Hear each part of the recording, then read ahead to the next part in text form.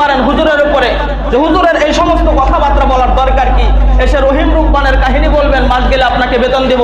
বলে না, আপনাকে রহিম রুকমানের কাহিনী শুনিয়ে আমি মাস গেলে টাকা পাবো, কিন্তু কিয়ামতের ময়দানে আমাকে এই চেয়ারে বসানোর কারণে কিয়ামতের ময়দানে আপনাদের পক্ষে আমাকে সাক্ষী দিতে হবে। কি বলার কথা ঠিক?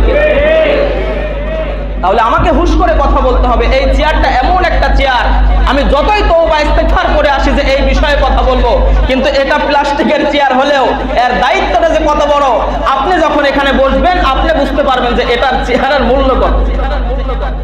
একটা চোরকেও যখন এই চেয়ারের মধ্যে বসাই দিবে, তার জবান দিয়ে দরবেশগিরি কথা বলে হবে। কথা বলেন ঠিক কিনা? যদি বিশ্বাস না হয়, একটা চোরকে ধরে এনে আপনি একটু বলে দেবেন যে আপনাকে হুজুর বানাইলাম, নিয়োগ দিলাম, আপনি সুন্দর সুন্দর কথা বলেন, ওই চোর ব্যক্তি, খারাপ ব্যক্তিও এখানে বেশি ভালো আমলের কথা বলে।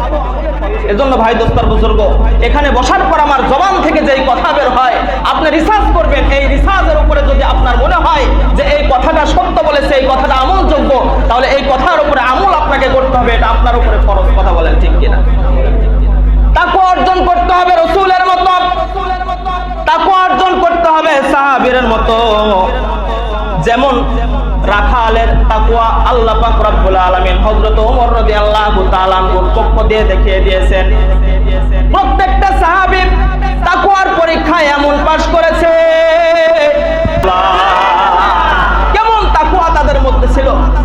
কিন্তু আমি আপনি মুসলমান, আমার আপনার চরিত্রের মধ্যে একটু দেখেন, আল্লাহ পাক রব্বুল আলামিন তো দেখতেছে, এটা দূরের কথা, বলে একটু চোখের আড়াল হলে নাফরমানের কাজের মধ্যে লিপ্ত হয়ে যায়, আমার আপনার ইমানের মধ্যে এক জাররা পরিমাণও আঘাত লাগে না। হায় হায়, আমি তো একজন মুসলমানের সন্তান, আমার মুখের মধ্যে দাঁড়িয়ে আছে, আমার মাথার মধ্যে টুপি আছে, আমার বাবা একজন 5 ওয়াক্ত নামাজি, আমার দ্বারা এত বড় নাফরমানি কিভাবে হলো? কথা বলেন ঠিক কিনা?